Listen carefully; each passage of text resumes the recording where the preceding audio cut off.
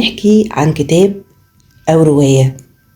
النهاردة هنتكلم عن قصة حقيقية حصلت في جاردن سيتي، قصة الطفل المعاق. ناس كتير قوي ما يعرفوش عن القصة دي حاجة، بس النهاردة هنحكي القصة بالتفصيل. في ليلة كانت هادية، كان الزمن فيها واقف في شارع هادي من شوارع جاردن سيتي، واحدة من أرقى مناطق القاهرة. كان في صوت خافت بيكسر الصمت، صوت عربية زبالة بتتحرك ببطء بتلم المخلفات من أمام البيوت. وكان في واحد اسمه عم حسين. عم حسين كان عامل نظافة، راجل بسيط في الخمسينات من عمره وبيكسب قوته بشرف، ماشي بالعربية الصغيرة اللي بيسوقها بإيده والعرق نازل من جبين. حسين بدأ رحلته من أول الشارع، كل يوم نفس الروتين، نفس البيوت، نفس الأكياس، نفس التعب. لكن في الليلة دي كل حاجة كانت مختلفة. وصل عند الزاوية في نهاية الشارع، كان في كيس اسود كبير جنب الصندوق الزبالة. شافه بعينيه وحس ان الكيس تقيل قوي، مش زي اي كيس زبالة. نزل مد ايده وشال الكيس، بس لاحظ حاجة، الكيس مش بس تقيل، ده في حاجة طرية كمان. فتح الكيس بحذر وكانت الصدمة. سكت ووشه شاحب جدا وايده بتترعش وبيحاول يصرخ، لكن الصوت مش طالع. كان في جثة، أيوة، جثة لطفل صغير رضيع، عمره ما يتعداش ال6 شهور. الطفل وشه أبيض وبريء، لكن جسمه كان باين عليه الإعاقة، ملفوف بكيس بلاستيك أسود ومرمي، كأنه مش بني آدم، كأنه زبالة. عم حسين بعد دقايق من الصدمة بدأ يصرخ: يا ناس، يا عالم، تعالوا شوفوا، في طفل مرمي هنا. الناس نزلت من العمارة ومن البلكونات من كل حتة، والحي كله اتقلب. ستات بتصرخ ورجالة بتعيط وشباب مش مصدقين. مين يقدر يعمل كده؟ مين يرمي طفل بالشكل ده؟ الشرطة جت بسرعة، والمباحث والنيابة والطب الشرعي بدأوا يحفظوا المكان ويصوروا الكيس ويشيلوا البصمات ويسألوا الناس. الطفل مفهوش جروح لكن ميت.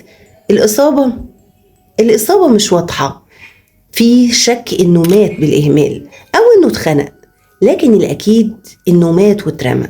وفي احتمال كبير إنه اتولد بإعاقة وقالوا قرروا إنهم يتخلصوا منه. الناس بدأت تتكلم واحد واحد وقالوا: أنا سمعت عن ست كانت حامل وولدت من غير ما حد يعرف، ممكن يكون ده ابنها. واحدة تانية قالت: ده شكله مش من هنا، يمكن حد رماه من بره وجاب الكيس هنا. لكن الحقيقة مفيش حد يعرف. كل اللي عندنا قالوا اتولد معاق ومات واترمى في كيس زبالة. الطفل ده كان محتاج حضن، كان محتاج لبن، وكان محتاج حضانة خاصة، كان محتاج فرصة انه يعيش. لكن بدل ده كله اتلف في كيس واتشال زي اي حاجة ملهاش لازمة. كانت واقفة تبكي وقالت: انا عندي طفل معاق، بس عمري فكرت اسيبه، بالعكس ده روحي، اللي يعمل كده قلبه اكيد حجر. في طفل صغير كان واقف جنب أمه وسألها: هو ليه الطفل ده مرمي يا ماما؟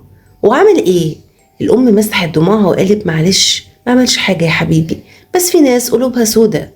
المباحث بدأت ترجع الكاميرات اللي حوالين المكان، واللي كانت مركبة على الفيلا قريبة جدا، لكن للأسف الكاميرا مش شغالة وبدون تسجيل كمان. والمكان اللي لقوا فيه الكيس مفهوش أي كاميرات تانية. بدأوا يوسعوا دايرة البحث ويسألوا أي حد شاف عربية أو شخص غريب الليلة دي، لكن الشارع كان هادي ومفيهوش حركة. الطب الشرعي رجع وقال إن الطفل مات من حوالي 3 ساعات قبل ما يلاقوه، يعني اللي رماه لسه قريب. المباحث بدأت تحط فرضيات على الأم إن هي اللي رمته. هل في طرف تاني؟ هل الطفل كان في دار رعاية وهربوه منه؟ بس كل الطرق كانت مسدودة. اتدفن الطفل من غير جنازة، من غير اسم، من غير ما يمشي ورا حد. اتدفن وكأن محدش عرفه ولا حبه ولا حتى اداله اسمه. لكن القصة مخلصتش هنا. في اليوم التاني بجريدة محلية كتبت على الواقعة، والقصة بقت كبيرة جدا. ناس كتير بدأت تحكي عن أطفال معاقين اتعرضوا للإهمال بسبب أمهاتهم، وأمهاتهم بيفضلوا يبكوا عليهم طول العمر. ناس بتطلب بتحقيق شامل في الموضوع، وبدأت وزارة التضامن تتحرك وأعلنوا عن خط الساخن للإبلاغ عن أي طفل مهدد. بس لسه الطفل ده اللي مات واترمى محدش عارف عنه حاجة ولا أهله مين. والسؤال اللي لسه بسأل نفسي ليه نولد طفل ونقرر نرميه؟ ليه نعتبر الإعاقة عار؟ ليه نتعامل مع الطفل كأنه عبء مش روح؟ كل طفل حتى لو عنده إعاقة له حق في الحياة، حتى في الحب، وحق في الرعاية. وإحنا كمجتمع لو فقدنا إنسانيتنا قدام طفل بريء يبقى في حاجة غلط فينا. في الآخر الطفل اتدفن، بس قصته لسه حية، ويمكن تبقى سبب إن طفل تاني في بيت تاني ياخد فرصة ويعيش، علشان اللي حصل هنا ما يتكررش تاني. القصة دي زي ما انتوا سمعتوها هي مش غريبة، لكن هي حدثت اتولد في وقت وفي زمن يمكن كان مش متوفر فيه ثقافة عن الموضوع ده. فلحد النهاردة حصلت حاجات كتير يمكن احنا ما نعرفش عنها اي حاجة، وياما ناس بيرموا ولادهم حتى لو كانوا سلام. العيب مش في الطفل، العيب فينا احنا كبني ادمين. ليه بنهرب من المشاكل ونرميها في الزبالة من غير ما نحلها؟ ودي كانت قصة النهاردة. استنوا قصة تانية أو رواية تانية أو كتاب تاني. استنية تعليق.